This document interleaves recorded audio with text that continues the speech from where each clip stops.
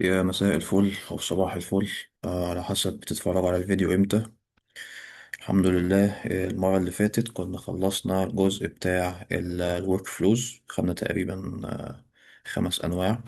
وكنا اتفقنا إن إحنا بداية من النهاردة هنتكلم عن الجزء بتاع الميموري اللي هو بارت 2. هنتكلم عن اللونج شورت تيرم ميموري. لما جيت أحضر الموضوع، تقريبا الشورت تيرم ميموري ممكن تاخد 2 سيشنز. النهاردة واحدة منهم، وبعد ما نخلص ال2 سيشنز دولت هناخد 2 سيشنز تانيين بس هيبقوا مخصصين مخصصين لمين؟ لللونج تيرم ميموري. فالنهاردة زي ما اتفقنا هتبقى أول سيشن في الشورت تيرم ميموري. طيب، تعالوا نبدأ. زي ما متعودين، احنا كل مرة بنبتدي بمثال عن الطبخ. فالنهاردة احنا قبل كده اتكلمنا عن المندي، واتكلمنا عن أكلات تانية مش فاكر ايه الصراحة، السويت اند ساور والحاجات ديت. فالنهاردة نتكلم عن البيتزا. طيب، فلنفترض إن عندنا شيف اسمه الليمبي شغال في مطعم بيتزا. الشيفت بتاعه، ركزوا في حتة الشيفت ديت، من مثلا 8 الصبح ل3 الظهر. وهو متعود في الوقت دوت بيجيله يوزر اسمه أشرف. يبقى أنا في نفس الشيفت لنفس اليوزر. فالليمبي راح يتكلم مع أشرف علشان يشوف إيه طلباته. حلو. فالليمبي قال له تطلب إيه يا عم أشرف؟ عم أشرف قال له أنا عايز بيتزا سي رانش بس من غير صوابع كابوريا. الليمبي قال له تمام. راح يعمل له البيتزا، خلصها وجاي يقدمها له على السفرة. عم أشرف بيبص كده بيقول له أنا مش قلت لك أنا عايز البيتزا السي رانش من غير صوابع كابوريا؟ الليمبي بجد؟ قال له بجد قلت لي كده؟ قال له أنا قلت لك كده. أما الليمبي اعتذر وقال له خلاص تمام، هروح أعمل لك البيتزا السي رانش من غير صوابع كابوريا وهجي لك تاني. فراح وعمل له البيتزا التانية وراح يقدمها له. عم أشرف بص للبيتزا كده، بص للليمبي قال له إيه ده؟ الليمبي قال له في إيه؟ قال له أنا دي تاني بيتزا تجيبها لي، وأنا قلت لك مش عايز صوابع كابوريا. قال له انت قلت لي كده؟ قال له اه قلت لك كده. نفس اليوزر في نفس الشيفت. يعني مثلا عم اشرف ده ما جالوش مثلا بعد اسبوع، قال له انا عايز البيتزا بتاعتي. فيعني اللوجيك ان انت جاي لي بعد اسبوع بتقول عايز البيتزا بتاعتي، يعني قول لي انت عايز ايه. لكن احنا في نفس الشيفت في نفس اليوم لنفس اليوزر، المفروض ما ينساش. فالمهم، اللي بيعتذر له تاني مرة وقال له تمام أنا هروح أغيرها لك وأعمل لك واحدة تانية من غير صوابع كابوريا. راح عمل البيتزا، راح يقدمها لعم أشرف. عم أشرف بصله قال له أنت برضه جايبها بصوابع كابوريا؟ روح ركب لي شورت ميموري وإيه، ولما تركبها بقى كلمني أجي إيه تعمل لي البيتزا اللي أنا عايزها. فالمثال دوت ممكن نسقطه على إيه، على مثلا حاجة زي الشات بوت اللي احنا هنتكلم عنه النهاردة مثلا. بمعنى ايه؟ ان انت لو الشات بوت بتاعك من غير ميموري ومستخدم ال ام، كلنا عارفين ان ال ام ستيتلس، يعني ملهاش ميموري. فانت لو جيت تسأله على حاجة قلت له انا اسمي مثلا اشرف، يقول لك ازيك يا اشرف عامل ايه؟ تمام. تيجي تبعت له تاني تقول له انا كان اسمي ايه، يقول لك انت مين اصلا؟ معلش انا مش عارف، ممكن تقول لي اسمك ايه؟ فده الطبيعي اللي كان بيحصل لو انت مش مركب ميموري. فتيجي هنا الحل بتاع الشورت تيرم ميموري اللي بيقدمه لنا مين؟ السلسلة بتاعتنا السبونسر لانجراف. فلانجراف بتقدم لنا حاجة اسمها ايه؟ التشيك بوينتر. هي ديت اللي باستخدامها هنحل المشكلة ديت وهنبتدي نحفظ الكونفرسيشن بتاعتنا خلال السيشن. انا كان عندي حاجتين في موضوع الطبخ دوت لو فاكرين. كان عندي ان الشيف او عم لمبي دوت كان الكونفرزيشن اللي ما بينه وما بين عم أشرف كان في حاجتين: إن أنا لنفس اليوزر وفي نفس الشيفت، أو بمعنى أصح لنفس اليوزر أو الثريد ونفس السيشن. طالما الشرطين دول متحققين فانا اقدر احفظ لك الكونفرزيشن ما بيني او ما بين الشات بوت وما بين اليوزر. فهنا بيقول لك ايه: Short-term memory allows your chatbot to maintain context during a single conversation session. طالما أنا في نفس السيشن يبقى أقدر أمينتين الكونتكست اللي حصل ما بيني وما بينك طول الشات ما بيني وما بينك. تمام. طب الكلام ده بيتحقق إزاي؟ إن أنا بيبقى احنا قلنا الشرطين إن أنا أبقى لنفس اليوزر ولنفس السيشن. طب نفس السيشن فهمناها، طب ايه اليوزر دوت اللي هو الثريد اللي في الكونفرسيشن؟ لما تيجي تظبط الموضوع التشيك بوينت دوت بتديله الثريد اي دي بتاعك. حلو. فهو طالما الثريد اي دي ما اتغيرش فالكونفرسيشن مش هتروح في حتة، والتشيك بوينت هيبقى حافظ كل حاجة حصلت خلال الكونفرسيشن بتاعتك. فهنا بيقول لك ايه: اللانج جراف short term memory is scoped to a single thread. طالما الثريد ما اتغيرش او اليوزر ما اتغيرش الكونفرزيشن هتفضل موجودة. each thread gets its own isolated memory. وده لوجيك. ليه؟ علشان مثلا كل يوزر هيبقى ليه الثريد اي دي بتاعه، فبالتالي الكونفرزيشن بتاعت يوزر مثلا 1 مش هتتلخبط مع الكونفرزيشن بتاعت يوزر 2، وده طبيعي. تمام. فنطلع من السلايد ديت ان انا طالما لنفس الثريد وفي نفس السيشن اقدر استخدم التشيك بوينتر علشان امنتين الكونتكست اللي حصل ما بين اليوزر مثلا وما بين الشات بوت بتاعي. طيب ايه بقى الكاينز اوف ثانية، هو ده عايز بس اعدل ما علينا. ممكن نعدلها انتوا مش غرب، نجيبها كده شوية ودي كده شوية ودي كده شوية، انا مش عارف ليه مش باينة. بس كده. عندي كام نوع من التشيك بوينتر دوت؟ عندي ثلاث انواع. الميموري سيفر ده بتستخدمه لو انت مثلا بتعمل بروتوتايب او بروف اوف كونسبت، عايز تثبت حاجه او عايز توري الناس حاجه فبتستخدم الميموري سيفر. عندي نوعين تانيين اللي هو السيكوال سيفر والبوست جريس سيفر. طبعا من اسمائهم باين هم الميموري بتتسجل فين. احنا النهاردة هنتكلم عن الميموري سيفر، والمرة الجاية بإذن ربنا هنتكلم عن السيكولايت سيفر، ومش عارف هيبقى في وقت نتكلم عن البوست جريس سيفر ولا لأ. فدول الثري مين كاينز أو التلات أنواع بتوع الإيه التشيك بوينت اللي بتقدمهم لانجراف. طيب إيه بقى آه الكي أو الفيتشرز أو الكونسبتس بتاعت التشيك بوينترز ديت؟ أول حاجة الكونفرسيشن هيستوري. طب دي بتتكلم عن ايه؟ بيقول لك persist the full chat history within a thread. ده احنا عرفناه في السلايد اللي قبل اللي فاتت. every message كل حاجة. مثلا الهيومن مسج بتتخزن، الاي اي مسج بتتخزن، التول مسج بتتخزن، الستيت بتاعتك بتتخزن، احنا عارفين الستيت طبعا. كل حاجة بتتخزن عندك. تاني حاجة الانتربت اند ريزيوم. لو حد كان من اللي بيتفرجوا على الفيديو عنده باك جراوند امبيدد زي حالاتي، في كونسبت كده مشهور اسمه الانتربت. الانتربت ده بيبقى عبارة عن ايه بالظبط؟ ان انت مثلا السيستم بتاعك شغال في بروسيس 1، وجت بروسيس 2 البريوريتي او الاهمية بتاعتها اعلى من بروسيس 1، فتقوم قاطعة بروسيس 1 وبروسيس 2 تشتغل، ولما بروسيس 2 تشتغل وتخلص تقوم مبصية الورك فلو لبروسيس 1 تكمل عادي جدا. فانتربت بالعربي يعني مقاطعة. يعني كان في بروسيس اشتغلت قطعتها علشان اوبريشن ما، الاوبريشن دي خلصت ورجع السيستم يشتغل عادي جدا. فالتشيك بوينت بتاعت لانجراف بت ايه بت بتسمح لي بالقصة دي. طب انا هستخدم القصة بتاعت الانتربت والريزيوم دي في ايه؟ سي انت عايز توقف الورك فلو شغال عند قبل نود معينة، عايز تعمل اوبريشن، عايز تتشيك على حاجة، عايز تعدل في الستيت بتاعتك، وده ممكن في اللان جراف. ايا كنت عايز تعمل ايه، فانت ممكن باستخدام الموضوع الانتربشن دوت توقف قبل نود معينة تعمل اللي انت عايزه. طبعا كل اللي حصل متسيف عن طريق مين؟ للتشيك بوينترز صح؟ هو ليه اس؟ لان احنا هنشوف في السلايد الجاي ان هي كذا تشيك بوينت مش تشيك بوينت واحده.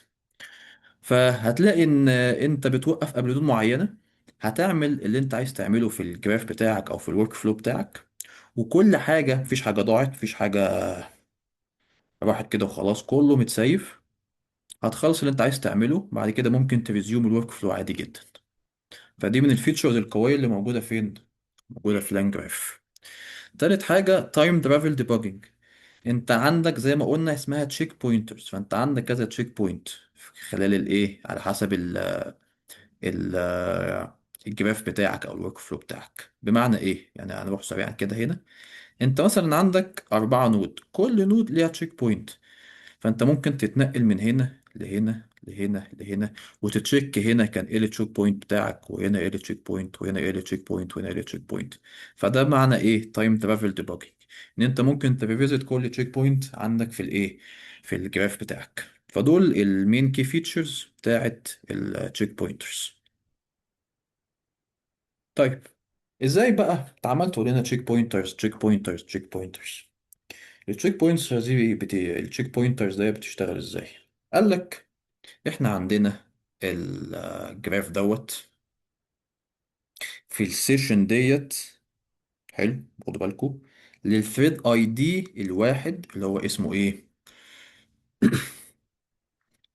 شات 1. حلو، يبقى انا في نفس السيشن اهو لنفس الثريد اي دي.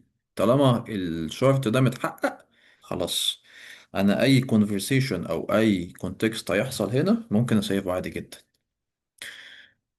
انا لما استخدم التشيك بوينت، وهنشوف بنعمل الكلام ده ازاي، هو معظم الاوبريشن اصلا بتحصل عن طريق اللان جراف. انت مش بتعمل، مش بتقول له هنا اعمل لي تشيك بوينت وهنا تشيك بوينت وهنا تشيك بوينت، لا، الموضوع بسيط جدا.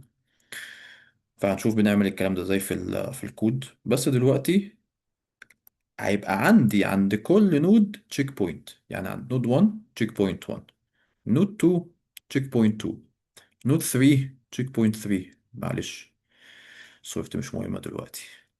آه، نود 4 تشيك بوينت 4. طب كل تشيك بوينت من دولت شايلة ايه؟ ممكن اخد عن طريقها سناب شوت للداتا بتاعتي. تشيك بوينت 2 ممكن اخد سناب شوت ايه اللي حصل هنا في النود ديت. ما احنا عارفين ان كل نود ممكن تكتب على الستيت، فانا عايز اعرف اللي حصل عند نود 2 ايه. فهستخدم السناب شوت عن طريق ان انا سيفت الداتا بتاعتي لما انا كنت عند نود 2. نفس الكلام لما كنت عند نود 3 عندي تشيك بوينت 3. نفس الكلام عند نود 4 عندي تشيك بوينت 4، وعندي سناب شوت ليها برضه. طب السناب شوت ديت، يعني انت بتقول لي باخد سناب من الداتا. طب الداتا دي ممكن تبقى عبارة عن ايه؟ قال لك ممكن تبقى عبارة عن الكونفيج، اللي هي الكونفيجريشن بتاعتك. طب ايه الكونفيجريشن بتاعتي؟ انا عندي تشيك بوينت 1 وتشيك بوينت 2 وتشيك بوينت 3 وتشيك بوينت 4، كل واحدة ليها اي دي. فبيقول لك انت عند انهي تشيك بوينت اي دي. عندك الثريد اي دي، انت دي برضو من الكونفيج اللي هو مين هنا؟ تشات 1. عندك الايه؟ الفاليوز. الفاليوز ما هي الا الستيت بتاعتك، بيديك تقرير عن الستيت هنا كانت عامله ازاي، او لو انت عايز تشوف عند تشيك بوينت 2 كانت عامله ازاي هنا، او عند نوت 3 كانت عامله ازاي، او عند نوت 4 كانت عامله ازاي. اخر حاجه، او مش اخر حاجه، في طبعا فاليوز كتير او في داتا كتير، بس من الحاجات برضو المهمه اللي ممكن نستخدمها نيكست. نيكست دي ايه؟ بيقول لك النود اللي جايه ايه. طب دي تفتكروا مهمه في ايه؟ ايوه، فاكرين موضوع الانتربت؟ بالظبط، انت بتستخدمه علشان لو انت مثلا النود اللي جايه مثلا النود الفلانيه سي ايا كان اسم نود ايه او نود بي، فانت ممكن توقف وتعمل الاوبريشنز بتاعتك كده تكمل تاني. فدي بتستخدم ايه لو انت عايز تعمل موضوع الانتربت دوت. آه فاتمنى تكون السلايد ديت واضحه. ماشي. آه ازاي بقى بنعمل موضوع التشيك بوينت دوت؟ انت بتimport اهو from langgraph دوت check point دوت memory import اهو. احنا قلنا في كذا نوع، في الميموري سيفر وفي سيكولايت وفي البوستجريس. فالنهارده احنا هنركز على مين؟ على الميموري سيفر. وبنكريت التشيك بوينتر بتاعنا اهو. وكل اللي بنعمله ايه واحنا بنعمل كومبايل للجراف لو فاكرين، بنباصي الميموري بتاعتي از تشيك بوينتر. بس كده. بعد كده بتعمل الكونفيجريشن بتاعتك، بتبصيله الثريد اي دي اللي هو مثلا شات 1، وبتعمل انفوك وبس. بمنتهى البساطة، اسف. ده بمنتهى البساطة ازاي تعمل تشيك بوينت عندك في الايه في الجراف بتاعك او في السيستم بتاعك. طيب يعني احنا كده خلصنا النظري بتاعنا. ففي كذا تيك اواي، يعني لو هتاخد تيك اوايز من القصة ديت ممكن تاخد ايه؟ ان احنا بنعمل موضوع شيرت تيرم ميموري في اللانج جراف باستخدام التشيك بوينت، واوتوماتيك ستيت بيرسيستنس افتر افري نود. كل نود بيبقى ليها تشيك بوينت زي ما اتكلمنا، واحد اتنين تلاتة اربعة على حسب الجراف بتاعك طبعا. thread ID scoops memory to one conversation session. كل thread ID، او لو هنتكلم كتشات بوت، كل يوزر بيبقى ليه ايه؟ ليه الكونفرزيشن بتاعته، علشان مفيش كونفرزيشن بتاعت يوزر تخش على كونفرزيشن بتاعت يوزر تاني. time travel replay from any past checkpoint. انت ممكن هنا تروح لهنا، تروح لهنا، تروح لهنا، تتنقل براحتك عايز تشوف انهي تشيك بوينت. interruption lets human review state mid graph execution. والجراف بيتعمل له execution، ممكن توقف قبل نود معينة، تعمل الاوبريشن بتاعتك ايا كانت عايز تعمل ايه، تريفيو حاجة، تابديت ستيت، ايا كانت عايز تعمل ايه. خلصت كل حاجة محفوظة، مفيش حاجة ضاعت. فلما تكمل execution كل حاجة هتمشي زي الفل، مفيش حاجة هتبقى بايظة. احنا كده خلصنا النظري بتاع السيشن النهاردة. أتمنى تكون خفيفة يعني وما طولتش. يعني أتمنى أكون اتوفقت إن أنا أشرح. أه... تعالوا ناخد الكود. ماشي. أول حاجة أنا عايز بس أوريكم موضوع إيه. لو فاكرين كنا بنتكلم في الأول إن ال LLM stateless. فهنشوف القصة دي إزاي. كنت عملت ديمو كده بسيط بستريملت. كان اسمه ديمو. اه. تعالوا نرن ستريم لت رن LLM دوت باي.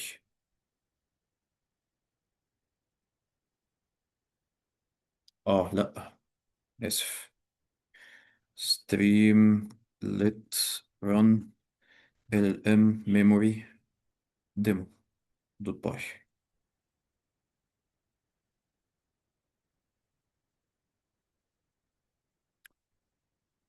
ايوه.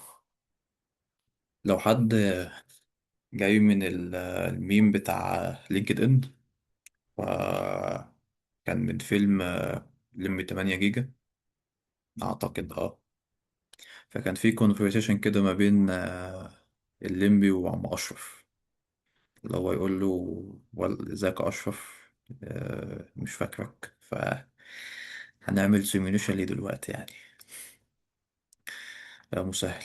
هو في هنا واحد بيجري، انا بحب اتفرج عليه اصلا وهو بيجري.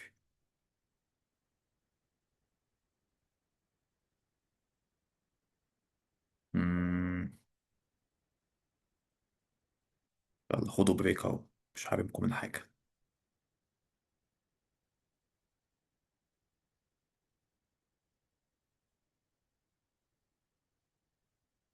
المفروض كده خلاص حمل. ها. يا مسهل. ايوه. تعالى هنا نكتب له ايه. ازيك يا اشرف. لا، ازيك. انا اسمي اشرف. اهلا وسهلا يا اشرف، كيف يمكنني مساعدتك اليوم؟ ما هو اسمي؟ يا ساتر. أنا آسف، لكن ليس لدي معلومات حول اسمك. إذ كنت ترغب في مشاركته يمكنك إخباري. يا عم أنا لسه قايلهولك. أنا اسمي أشرف. متنسانيش بقى. مرحبا يا أشرف، كيف مساعدتك اليوم؟ ما هو اسمي؟ عذرا لا أستطيع معرفة اسمك بناء على المحادثة السابقة إذ لم تشاركه بنفسك. إذا كنت تفضل أن أناديك باسم معين يمكنك إخباري بذلك وسأستخدمه في المحادثة. خلاص بقى يعني مش طولنا شوية. بس فالمهم ده إيه، ده كان ديمو كده بسيط. يقول لك إن ال LLM is stateless. لازم تزود موضوع إيه الميموري دوت. طيب احنا هناخد مثالين لموضوع التشيك بوينت دوت. ناخد مثال بسيط كده نفهم الدنيا رايحة فين وجاية منين، وهناخد مثال تاني ورك فلو يعني كومبلكس أكتر، علشان إيه نبقى خدنا مثال ومثال صعب. هو مش صعب يعني، احنا خدنا حاجات زي كده أصعب منه في الورك فلوز. المهم تعالوا نبتدي.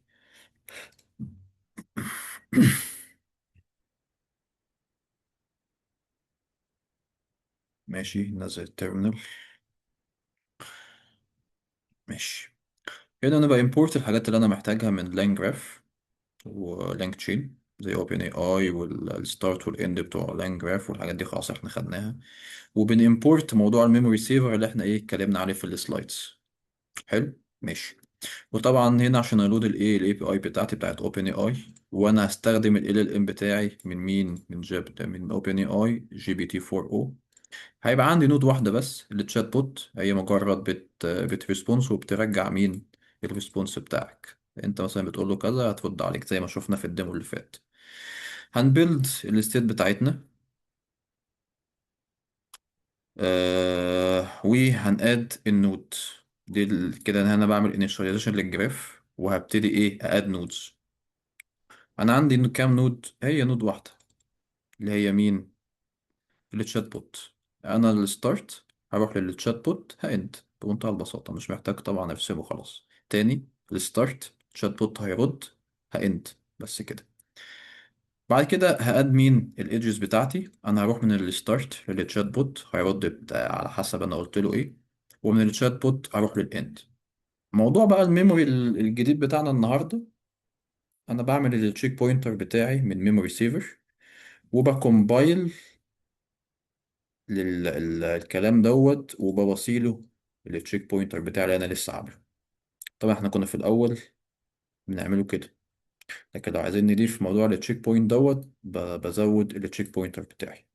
وانا بيبقى عندنا الكونفيجريشن اللي هي config، وببصيله الثريد اي دي. انا هنا مثلا مختار اسمه chat session 1. طيب فانا عندي تو تيرنز. التيرن الاولاني اللي انا بساله هاي ماي نيم از اشرف اي ام ان اي اي انجينير، وبانفوك الكلام ده وبجيب ايه، بجيب الريسبونس. تيرن 2 بساله واتس ماي نيم، وبانفوك الكلام ده برضو وبجيب الريسبونس بتاعي. اخر حاجه انا بس بطبع عايز اشوف. انت بتقولي في لما بيبقى في تشيك بوينت بيبقى بحفظ كل الكونفرسيشن القديمه. انا هنا مجرد ايه بدفع بطبع الستيت بتاعتي او بطبع الكونفرسيشن بتاعتي اللي هو كان هيومن مسج، بعد كده الاي اي ريسبونس، بعد كده هيومن مسج، بعد كده اي اي ريسبونس. هوريكم بس ان هي بتبقى موجوده عندي ازاي، مش اكتر ولا اقل. فتعالوا نرن الكلام ده. بايثون. ايه ده؟ اه احنا كنا بنكتب عربي. ماشي يا عم اشرف. بايثون تشيك بوينت دوت بي واي. ماشي. تعالوا نشوف ايه اللي هيحصل.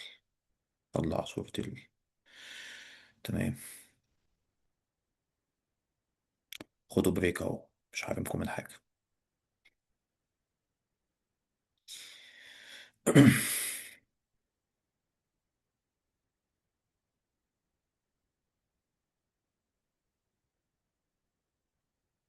صوت صرصور الحقل. أنا كنت بقولها، كنت بتفرج على الفيديو لما كنت بعمله ريفيجن، كنت بقولها صوت حقل الصرصور. كنت بقول ايه اللي انا بقوله ده، انا اللي محتاج شورت تيرم ميموري. ماشي. ايوه بصوا ايه الكلام الكبير ده. بيقول لك ايه، user hi my name is أشرف I am an AI engineer. ال AI رد عليا قال لي ايه، hello أشرف it's great to meet you as an AI engineer you must be working on some fascinating project مش عارف ايه. جيت بقى التيرن 2 بسأله what is my name. لو فاكرين قبل ما ازود الميموري كان بيقول لي انت مين يا عم أشرف انا اول مرة اشوفك، لكن هنا قال له ايه، هنا افتكر قال له ال AI your name is أشرف. فأنا عندي user أو human message AI message human message AI message. فين الكلام ده يا باشا؟ عندي هنا أهو، بصوا. human message hi my name is أشرف. في شوية ميتا داتا مثلا زي الاي دي بتاع المسج ديت وهكذا. ال- المسج التانية فين؟ اهي AI message hello أشرف، المسج اللي احنا شفناه nice to meet you as an AI engineer you must be working on some fascinating projects معرفش ايه. بعد كده عندي المسج التالتة آه فين؟ اهو human message what's my name. بعد كده آخر حاجة آه AI message your name is أشرف بالميتا داتا بتاعته. فمن القصة ديت أنا قدرت أحفظ الكونفرزيشن باستخدام التشيك بوينت، وبالتالي لما جيت في تيرن 2 أو راوند 2 وأسأله على حاجة بيز على الكونفرزيشن القديمة عرف يرد. تمام. طيب تاني كود هيبقى state operation. اه في حاجة احنا نسيت اقولها، انت ازاي بتجيب الستيت بتاعتك عن طريق ال بتقول له جراف دوت كيت ستيت وتبصي له مين؟ ما انت لازم تبصي له الكونفج. ليه تفتكروا ليه لازم ابصي له الكونفج؟ لان الكونفج هي اللي شايله مين؟ الثريد اي دي. فطالما انا في نفس الثريد اي دي فكل الكونفرزيشن اللي ليها علاقه بالثريد اي دي كلها معايا. لو انا غيرت الثريد اي دي، لو انا مثلا عندي شات سيشن 2 فبالتالي كل بتاع سيشن 1 ده مش معايا اصلا، لان كل ثريد اي دي ليها الايه الكونتكست بتاعها. تمام. فممكن نجيب القصة دي من ايه؟ من جيت ستيت ووصله مين؟ الكونفيج. نيجي لآخر مثال كود عندنا الستيت اوبريشن. وطبعا عارفين ان انا بحب ابتدي من الاخر للاول. فاحنا عندنا الجراف هنا هيبقى بالمنظر دوت.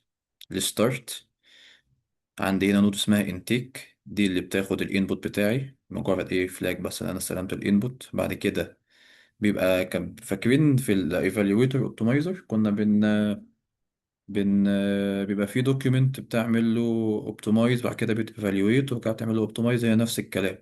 بعمل اناليسيز للدوكيمنت ده، بعد كده ريفايس، بعد كده اناليسيز، بعد كده ريفايس.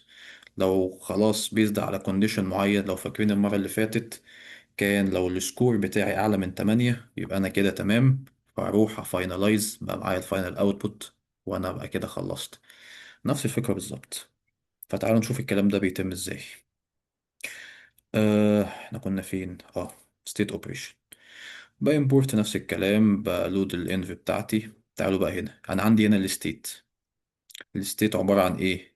document title document content processing stage quality score issue found revision made والapproved ولا لا لو فاكرين. نفس او شبه اوي الايه اللي احنا عملناه المرة اللي فاتت. طيب انا عندي هنا السكيما اللي هيرد بيها مين؟ النود بتاعة الانالايز. حلو. بتبقى عبارة عن ايه؟ بتدي السكور من 1 ل10، وبتدي ايه الايشوز اللي قافته في الدوكيمنت. تبقى list of strings وعبارة عن list of issues found. description ده مهم على فكرة، يعني مش حاجة، مش إضافة وخلاص. أنا تقريبا قلت القصة دي قبل كده. والريكومنديشن. الريكومنديشن ديت هتبقى من نوع lateral ديت اللي أنت هترد يا approve يا revise يا reject. مش هترد بحاجة غير التلاتة دولت. وهستخدم ال LLM بتاعي اللي هو مين؟ GPT-4o. طيب انا عندي اول نود اللي هي الانتيك، لو فاكرين مجرد بس بستلم الايه الستيت بتاعتي عشان ابتدي اشتغل. فبقول ان انا بس هنا في ال receive and log document ببرنت ان انا استلمت الدوكيمنت تايتل والدوكيمنت كونتنت. لو فاكرين احنا بنبتدي من الاخر خالص. انا لما بانفوك الستيت اصلا ب... بديها ايه؟ فين بديها حاجتين: نوع الريبورت او اسمه اسف دوكيمنت تايتل والدوكيمنت كونتنت. ده الدوكيمنت وده الاسم بتاعه. فده الانيشاليزد داتا لما ببتدي اعمل انفوك للجراف بتاعي. فده اللي انا اديته او ده اللي انا بطبعه هنا. احنا فين؟ اهو. بقول له انت اهو الدوكيمنت تايتل اهو بطبعه، واللينس بتاع الدوكيمنت كونتنت بتاعك كام كاركترز، وبريتيرن البروسيسنج ستيت ان هي ايه انتيك كومبليت. في الاول كانت فاضيه، انا هنا بقول له ايه انا ابتديت التاسك بتاعتك او بديت انفوكيشن للجراف بتاعك. تاني حاجه بعمل الاناليسيس بتاعتي. طبعا احنا عارفين ان هي بتستلم مين الستيت بتاعتك، لا من نوع دوكيمنت ستيت اللي هي ديت. يبقى انا هنا لو فاكرين انا كنت ببتدي بدولت الاول نود اللي هي الانتيك هتبتدي، او هي اوريدي كتبت بروسيسنج ستيج ان هي في الانتيك خلاص اللي هي مرجعت ديت انتيك كومبليت بقت جوه مين البروسيسنج ستيج. طيب نيجي عند النود التانية بتعمل ايه؟ analysis evaluating quality. لو فاكرين كنا قلنا لازم ليه سكيمة لل LLM دوت اللي هي ديت هيرد بالمنظر دوت. فاهو عملت الاوجمنتيشن بتاع ال LLM هيرد بالسكيما اللي اسمها quality analysis، وهيبقى ده مين للانالايزر LLM. فبقول له انت هتعمل ايه analyze this document، بديله التايتل من الستيت وبديله الكونتنت من الستيت، وبقول له evaluate الكلام ده بيزد على ايه clarity and structure الوضوح والستراكشر بتاع الدوكيمنت، الجرامر والسبيلنج، الكومبليتنس هل هي كاملة ولا محتاجة ولا في حاجة ناقصة فيها، البروفيشنال تول. وبقول له provide a score من 1 ل10 بيزد على الايشوز ديت. وبعمل انفوك للكلام دوت وببرنت الكواليتي بتاعتي هو ده كام والايشوز بتاعتي. وهبتدي بقى اكتب في الجراف البروسيسنج ستيج بدل ما هي كانت انتيك هتبقى ايه analysis complete، وهباصي الاناليسيس سكور والايشوز وهل هي approved ولا لا. دي طبعا انتوا عارفين إن دي تشيك طبعا ماشي. تمام نود 3 اللي هي فين هنا الريفايس، شوف بتعمل ايه. النود اسمها ريفايس دوكيمنت وبتستلم الستيت. تعمل ايه؟ اول حاجه بطبع بس ان انا في الريفيجن ان انا بامبروف الدوكيمنت، وبستلم من النود اللي قبليه الايشوز فاوند. هي طبعا احنا قلنا ان الايشوز فاوند ديت عباره عن ايه لو فاكرين، الايشوز فاوند ليست اوف سترينجز، فانا بلوب عليهم عشان اطبعهم لا اكتر ولا اقل اهو. بعمل فور لوب عشان اطبع كل ايشو من الايشوز فاوند، وبقول له ايه revise this document to address these issues. شوف الدوكيمنت ديت وبيسد على الايشوز اللي عندك تبتدي ايه تظبط القصة ديت. فبقول له ده الدوكيمنت الاصلي ودي الايه الايشوز اللي انا لقيتها. بقول له ايه provide an improved version keep it concise around semblance.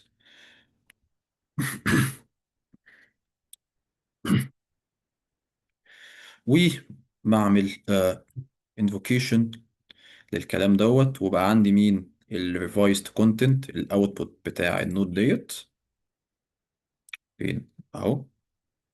وبطبع بس بقول له ايه الريفيجن ابلايد ان انا كان عندي الايشوز ديت وانا عملت لها ادريسنج خلاص انا شفت الدنيا ديت، وبرجع مين البروسيسنج ستيج هابديت هتبقى بدل ما كانت اناليسيس كومبليت هتبقى ريفيجن كومبليت، وهكتب وهرجع الريفايزد كونتنت الاوتبوت بتاع النود ديت والريفيجن ميد ستيت ايشوز فاوند. بتراك بس ايه اللي اتعمل له ريفايزد ولا لا. طيب اخر نود الفاينل ابروف مجرد ايه بس ببرنت خلاص الدنيا ابروفد وانا مستعد ان انا اسلم الاوتبوت بتاعي، برجع ان البروسيسنج ستيج فاينلايزد خلاص انا خلصت، والابروفد بترو الدنيا خلاص تمام. طيب احنا قلنا ان انا بيزد اسف على على الاناليسيز اللي هيبقى هنا، هل انا هريفايس ولا هفاينلايز بيزد على مين، هل هي ابروفد ولا لا. طيب فبقول له ايه نفس الكونديشن اللي كنا ايه فاكرين عملناه المره اللي فاتت، بس الاول الفانكشن اللي بتعمل راوتنج دي بتستلم الستيت وبترجع حاجتين يا ريفايس يا فاينلايز. حلو. طيب انا عندي الكواليتي سكور من الستيت لو اكبر او ايكوال 8، يبقى انا كده الدنيا ابروفد عندي، وانا كده ايه، الكواليتي كويسة، فهرجع السترينج اللي اسمه finalize. else انا محتاج اعمل ريفايزنج عشان في حاجات محتاجة تتظبط، وهرجع مين الريفايز. طيب كده احنا كل حاجة جاهزة. هنبيلد الجراف اهو كده، انا بعمل initialize للجراف وبديله الستيت document state، وعندي كذا نود. الانتيك ده الاسم بتاع النود، وده الفانكشن زي ما فاكرين طبعا. الانالايز ده اسم الفانكشن، ريفايس اسم الفانكشن، فاينلايز اسم الفانكشن. هبتدي بقى ايه تاني حاجة او تالت حاجة، كونكت الاتش من الستارت اروح للانتيك، ومن الانتيك اروح للانالايز زي ما موجود هنا، الستارت الانتيك ومن الانتيك للانالايز. بعد كده عندي الايه موضوع الراوتنج، بدايتي مين من الانالايز، بيزد على مين هروح راوتنج يمين ولا شمال، على الفانكشن بتاعت الراوتنج اللي هي راوت افتر اناليسيس. لو الفانكشن دي رجعت السترينج اللي اسمه ريفايس، فهروح للنود اللي اسمها ريفايس. ولو الفانكشن دي رجعت السترينج اللي اسمه فاينلايز، هرجع او هروح للنود اللي اسمها فاينلايز. بعد كده لو انتوا فاكرين، انا من الريفايس برجع تاني للانالايز صح؟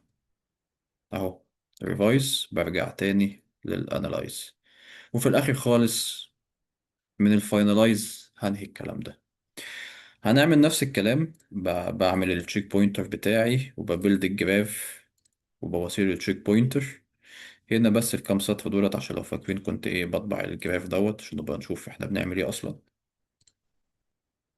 وبوصيله الثريد اي دي، وبعمل الكونفج بيزد على الثريد اي دي دوت، وبعمل init للانبوت. احنا قلنا احنا نبتدي بالدوكيومنت تايتل والدوكيومنت كونتنت، وهنا بانفوك الكلام دوت وبوصيل الكونفج. لغاية كده الدنيا تمام. انا بقى عايز اعدي على كل تشيك بوينت، او لما اعدي على كل نود اشوف ايه الداتا بتاعتي، لو فاكرين زي الكونفج وزي النكست وزي الستيت بتاعتي. فبمنتهى البساطة دي فانكشن بتخليني اعمل الكلام ده، ان انا بعدي على كل سناب شوت من التشيك بوينت اللي عندي البيزد على كل نود هعدي عليها، وبطبع الثريد اي دي والتشيك بوينت اي دي وايه النكست نود، وبطبع الفاليوز بتاعتي بتاعت الستيت زي الدوكيمنت تايتل والبروسيسنج ستيج والكواليتي سكور وابروفد ولا لا واز ايش ولا لا. يبقى دي فانكشن ثابته، كل ما بصلها سناب شوت من التشيك بوينت بتاعتي على حسب كل نود انا عديت عليها ولا لا، هبتدي ايه اطبع كل الداتا بتاعتي، سواء الحاجات بتاعت الكونفج اللي هي الثريد اي دي والتشيك بوينت اي دي والنكست نود، او سواء الستيت. طب بعمل الكلام ده ازاي؟ اهو انا بقول له الهيستوري بتاعك هيبقى جراف دوت جيت ستيت هيستوري، وببصيله مين الكونفج. انا بس هنا عملت كاستنج ليست علشان خاطر ايه اعرف الوب عليها ونطبع كل حاجة لوحدها. هنا بس انا عندي كام تشيك بوينت، عايز اعرف كام واحد، وهبتدي بقى ايه هلوب على الهيستوري بتاعي على حسب انا زرت كل نود كام مرة، هيبتدي ايه هيلوب عليهم. وهنشوف الكلام ده دلوقتي. وانا بلوب على كل هيستوري، كل هيستوري ليها تشيك بوينت، تشيك بوينت واحد اتنين تلاتة أربعة على حسب إيه. أنا ابتديت هنا تبقى دي تشيك بوينت واحد، رحت هنا تشيك بوينت تو، رحت هنا تشيك بوينت تلاتة، رجعت هنا تشيك بوينت أربعة، خلصت رحت هنا تشيك بوينت خمسة، بعد كده تشيك بوينت ستة. كل واحدة منهم ليها إيه ليها الداتا بتاعتها زي ما قلنا. فأنا بلوب على كل التشيك بوينتس ديت، وبطبع عند هنا كانت ايه الستيت، او هنا كانت ايه الداتا بقى مش الستيت، لان الداتا متضمنه جواها الستيت زي ما قلنا، الداتا جواها الكونفج وجواها النكست وجواها ال الستيت. تمام ماشي. يبقى من كل واحدة من دولت كل ما بعدي على واحدة بيبقى فيه تشيك بوينت زي ما قلنا، واحد اتنين تلاتة أربعة خمسة ستة سبعة تمانية تسعة. لو هو ده الفلو بتاعي، ممكن أمشي واحد اتنين تلاتة أربعة خمسة على حسب. فاهمين قصدي؟ ماشي. فانا هنا بلوب على الهيستوري بتاعي وبطبع الايه، بستخدم الفانكشن اللي انا عاملها فين، print snapshot data، وبطبع كل حاجة في التشيك بوينت اللي انا واقف عندها دلوقتي. تمام. ماشي. هنا مجرد ايه، انا بس في واحد اتنين تلاتة اربعة، وهنا في حاجة ان انا ببتدي من الاخر للاول. يعني سي لو انا عندي 7 تشيك بوينت، فانا ببتدي من 7 6 5 4 3 2 1. حتى انا كاتب أهو عشان ايه ما انساش ان التشيك بوينت تايم لاين من النيوست للاولدست، من الاخر للاول. ماشي. تعالوا بسم الله ونبدأ. بايثون اسمها ايه، state operations.py، ده الاسم المظبوط. تعالوا نشوف ايه اللي هيحصل. خلاص احنا مش عايزين الكود خلاص. ماشي، خدوا بريك عقبال ما ايه، نشوف هطلع قماش ولا ايه اللي هيحصل.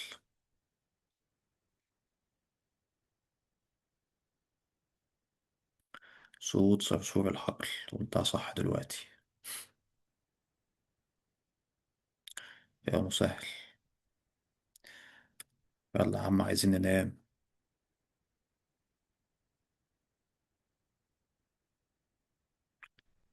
ماشي. اهو ابتدى اهو. انا خدوا بالكم عند كل نود بطبع بس انا ايه بعمل ايه، او انا عشان اعرف بس انا في انهي حته. فلو جينا هنا انا اول حاجه في الانتيك لو فاكرين اهو. بعد كده الكونتنت لينس الدوكيمنت اللي انا كنت بصيه 59 كاركتر. بعد كده بعمل الايه الاناليسيس بتاعتي. ده بس warning تبع بايدنتك، ملناش دعوه بيه. عارفين الميم بتاع احمد زكي في فيلم، كان في فيلم ايه، كان ضد الحكومة تقريبا، لما قال له دي دوسيهات بتاعتي ودي مش عارف ايه بتاعتي، طب وديت دي حتة مخدرات ملناش دعوة بيها. المهم، فقال لك الاناليسيس رجع ان الكواليتي 3/10 وايشوز 6 فاوند. بعد كده بيزد على الكلام ده انا 3/10، فانا هروح فين للريفايس، راوتينج تو ريفايس صح. طيب انا في الريفيجن، ريفيجن ابلايد، انا كان عندي 6 ايشوز، هبتدي ايه اعمل لهم ادريسنج واشوف انا ممكن اعمل فيهم ايه. بعد ما خلصت الريفايس هرجع للاناليسيز نود تاني، evaluating الكواليتي، نفس نفس الورنينج، ملناش دعوة بيه نرميه. الكواليتي بقت كام، 7/10 والايشوز فاوند 6. routing to revise، هروح تاني للريفايس. revision improving الدوكيمنت ماشي. كان عندي كام ايشو، 6 ايشوز addressed، هشوف انت عايز ايه وهظبطهولك. بعد ما خلصت هروح مين للاناليسيس تاني، نفس نفس الورنينج ملناش دعوة بيه برضه. الكواليتي بقت كام، 8/10. الايشوز فاوند 4. راوتينج تو فاينلايز، خلاص انا السكور بتاعي 8/10 زي الفل. انا خلصت. نيجي بقى للجزء بتاعنا اللي هو مين، ان انا هطبع عند كل تشيك بوينت اهو. ده الجزء بتاع بدايته فين، البرينتنج بتاعنا الجميل اهو. فين اهو. ده البداية بتاعتي فول ستيت هيستوري من اول هنا. كل ده احنا كنا بنعمله قبل كده عادي جدا. تعالوا بقى كام تشيك بوينت، 9. تعالوا نبتدي من الاخر للاول، اوريكم النكست نوت ازاي، لان انا لو وانا بحضر وكنت ببتدي من الاخر للاول كنت بتلخبط، طب هو كان هنا وبعد كده هيروح هنا. فتعالوا نشوف من الاخر للاول بس الترتيب النودز. طبعا انا بدايتي كانت الستارت، تعالوا بس نشوف الجراف. ننزل تحت شويه، تحت كمان. بس كده. دي البدايه بتاعتي الستارت. بعد كده الانتيك، ماشي معايا. بعد كده الاناليسز. بعد كده الريفايس. بعد كده اناليسيس تاني. بعد كده ريفايس. تمام. بعد كده الاناليسيس. بعد كده فاينلايز. بعد كده مفيش لان انا خلصت. يبقى انا كده عرفت السناب شوتس بتاعتي او التشيك بوينتس بتاعتي كام واحدة، وعرفت هو مشي من فين وراح فين، مشي فين راح فين، مشي فين راح فين. طب تعالوا نبص بقى على كل تشيك بوينت الداتا دي شكلها عامل ازاي. تعالوا نبتدي من الاخر المرة دي. الثريد اي دي واحد في كله، اللي هو مين؟ الدوك ريفيو 001. كل تشيك بوينت ليه اي دي، يعني بصوا ده اهو، افتكر 1 2 دي. لو جيت التانية هلاقي A48E، فكل تشيك بوينت ليها الاي دي بتاعها. حلو قوي. النكست نود احنا قلنا كل واحدة انا بروح فين. طبعا انا في الاخر فمفيش none work flow complete. نيجي بقى للستيت، احنا قلنا كده احنا طبعنا الكونفيج وطبعنا النكست نود. طب الستيت، التايتل والستيج اللي هي مين، اللي احنا خلاص احنا اتعودنا على الكلام ده. الكلام ده بالنسبة لنا بقى ايه؟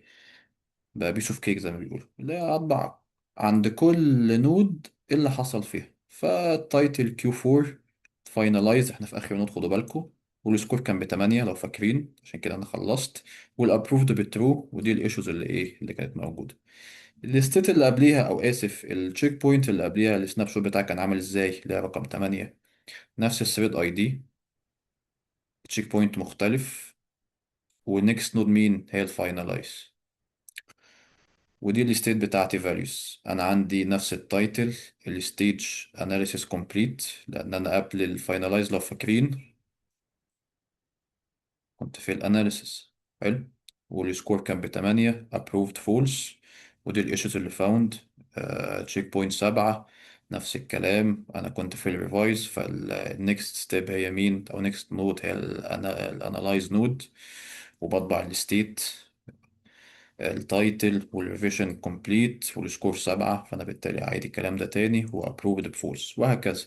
ستيت 6 نفس الكلام، ستيت 5 نفس الكلام، ستيت 1 نفس الكلام، ستيت 3 وتشيك بوينت 3 نفس الكلام، تشيك بوينت 2 نفس الكلام، تشيك بوينت 1. ونبقى كده خلصنا. تم بحمد الله. يعني أتمنى تكون فيديو قصير. أنا الصراحة بنبسط لما بسجل فيديوهات معاكم، يعني الواحد بياخد راحته كده وإيه، بينطلق. أتمنى كان فيديو لطيف ظريف قصير. أنا مش عارف هيبقى كام بصراحة، لما نخلص نبقى نشوف. بإذن ربنا هنكمل موضوع الشورت تيرم ميموري الفيديو الجاي. آه، لو حد عنده اقتراحات حاجة نزودها، سواء في التوبيك بتاع الشورت تيرم ميموري أو في السلسلة بتاعة اللانجراف عامة. احنا كأبديت احنا خلصنا أول جزء اللي هو بتاع الورك فلوز، وحاليا احنا في تاني جزء بتاع الميموري. فاضل الجزء بتاع المونيتورنج والايفالويشن بتاع الايجنتس. واخر حاجه ناخد الكورس بتاع باشمهندس ابو بكر، هنحوله من كروي اي للانجراف. كنت اشتغلت عليه كده ونزلت بوست على لينكدين لو حد شافه. آه بس المشكله ان انا كنت مستخدم تول كده بتعمل الويب سكرابنج، مش فاكر اسمها ايه. كان ليها توكنز فور فري، فمش عايز كل شويه اخلصهم ونيجي وقت التسجيل ما لاقيش حاجة.